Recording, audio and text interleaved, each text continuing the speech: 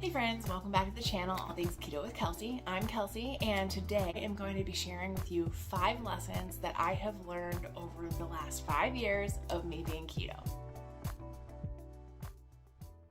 So it's September, and it has officially been 5 whole years since the first time my husband and I started the keto diet. I've definitely had a lot of ups and downs, highs and lows, like times of being very successful and times of just absolutely failing on keto. But it has been 5 full years since I discovered the magic of keto diet.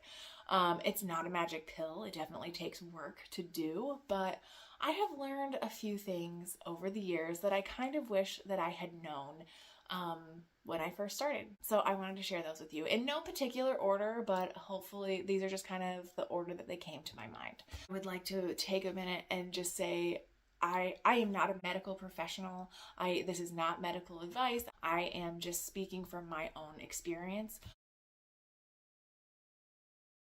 Lesson 1, when you first talk about being keto, you are going to have people that are just taken aback and shocked that you would even consider keto. People hear all the myths about keto, it being high fat and dangerous for your cholesterol levels, and you're gonna hear all the scary opinions that people have about keto diet, causing this, and that. I would highly recommend you do your research, talk to a medical professional who is invested in your actual health, and do some research on some other doctors in the keto space. I would say a lot of the negative opinions people have on the keto diet are brought on by fear, and that's unnecessary fear. Proper keto diet is a whole food, meat-based diet that is not filled with refined sugar or refined carbs, and it prioritizes the healthy fats.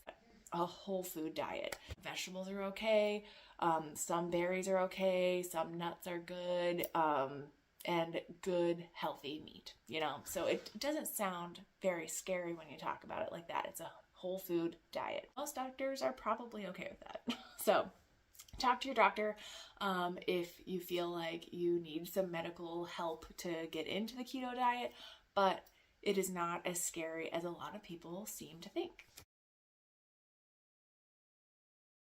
Number 2, keep it simple. When I first started the keto diet, I went through YouTube and Pinterest, and I was like finding all of these keto recipes because I didn't really know how to cook keto. In the simplest way that I can explain this is fill your plate half full of meat and half full of low-carb vegetables. And then just drizzle it with some olive oil, avocado oil, or some melted butter, and you should be good to go. You may get to the point where you want to track, but you do not have to. Just eat real whole foods with healthy oils, and you should be good to go. I would say when I first started keto, I found a whole bunch of recipes that I wanted to try, and the reality of the situation is there are not a lot of recipes that are exactly like your standard American diet recipes. So you are not going to find exact dupes for every single recipe that you want to find. I would definitely say find a couple of recipes that you know that you really like and just keep using them over and over. And utilize hamburgers, grilled meat. The more simple you keep it, the easier it's going to be to stick with it and to maintain that type of a diet. Number 3, you can eat keto anywhere. I can go anywhere and eat keto. I just have to look for the meat and look for the vegetables. And one of my biggest tricks for going to a barbecue is making sure that I either eat before I go, so I'm not even hungry, or I make sure that I bring a dish that is a good meat or a good protein, and if I want some sort of a treat, I make sure that I bring that. So you can bring like a vegetable side, or like deviled eggs is one of my favorite things to bring because I know what's in those deviled eggs and that I can have. So I'd like to bring deviled eggs or a broccoli salad with like a sweetener instead of sugar. There are many options to a barbecue or a big gathering to make sure that you're able to stay on track while there. But definitely pre-game with some protein or bring your own food and make sure that you're going to have enough for you. Also, if you eat out, you can get keto anywhere. So especially if you talk to them about being gluten-free, they can make sure that they're not adding stuff like breadcrumbs. But honestly, like, my favorite place to go out to eat is Longhorn Steakhouse, and I like to get their salmon with steamed broccoli and steamed asparagus, and then extra butter on the side. And they're always very accommodating to make sure that I get the real butter, and it's just really delicious. But also, going out to eat, like, fast food burger places are my place of choice. Five Guys, Wendy's, even McDonald's is pretty simple with their burgers. So bacon burgers, lettuce wraps, just bunless burgers, whatever you want to do. Number 4, you do not need expensive products in order to be successful at keto. So these expensive products might consist of MCT oil, might consist of ketone powders that people are trying to sell you, or ketone capsules, or MCT capsules that people are trying to sell you to be keto. You do not need these products in order to be successful. You can be successful on keto by simply eliminating sugar and carbs from your diet, eating meat and low-carb vegetables and a higher fat content. You do not need these products to get into ketosis. Can they be a tool to help you get back on track once you've slipped off the slippery slope and gone too far too long? Yes, absolutely. But they are not necessary to start making ketones on your own. Most people are able to simply get into ketosis by avoiding carbs and sugar. So you do not need those in order to be successful. Also, with the products, you do not need expensive electrolyte powders in order to stay keto. Now, you do need to replenish your electrolytes because carbohydrates hold on to water or fluid in your body. So when you're not eating carbs, your body flushes out that fluid, and with that fluid, electrolytes are also flushed out of your body. So it is very important to replenish electrolytes. So those are sodium and magnesium are necessary. And if you feel like you think you need potassium, get a blood test, have a doctor test your potassium levels and see if you're low enough that you might need more potassium. It can be dangerous to have too much potassium.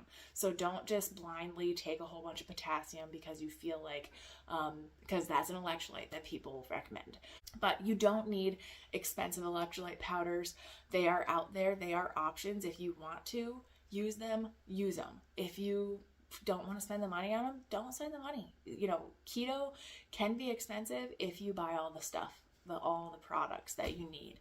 You don't need any of these. You just need real simple food. That's definitely something that I wish I knew when I first started. The last thing I have learned, and I wish I had learned a long time ago, it's always going to be worth it to try one more time to be keto. So if you find that you've given up again and, you just wonder if it's even worth trying again because you knew that you could do it, but every time you try to get back on keto, it just feels so impossible. It's so hard to get back on track. Just know that you are worth it. Your health is worth trying one more time. Don't let yourself quit keto forever. I understand that there are times when keto doesn't seem sustainable. It doesn't seem doable. There's just so much going on in your mind, and it's just hard to think about that again still. But I have fallen off of keto time and time again.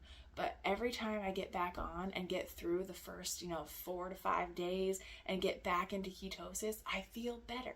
My pain lessens significantly, if not disappears eventually.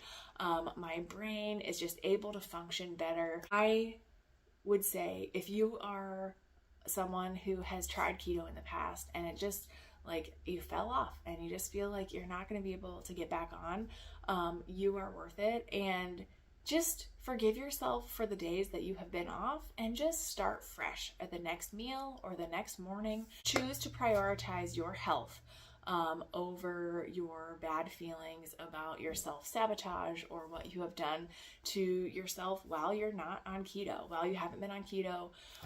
Just forgive yourself and move on and start fresh. Everybody deserves a fresh start. And if you are looking to start new, today's a new day, tomorrow's a new day. Just start, jump in. Make sure you go to the grocery store, get the food that you need, you know you like, and get going again. Those are the biggest lessons that I have learned over the last 5 years of prioritizing my health with the keto diet. If there's a big lesson that you have learned in your time on the keto diet, I'd love to hear below in the comments what that is. I hope this was helpful to you as I talked through the things that I've learned over the last 5 years. Smash that like button on the way out. If you have not subscribed yet, subscribe and hit that notification bell so you're notified every time I upload a new video. And as always, I hope wherever you're at today, you're having a great day, and we'll see you soon, friends.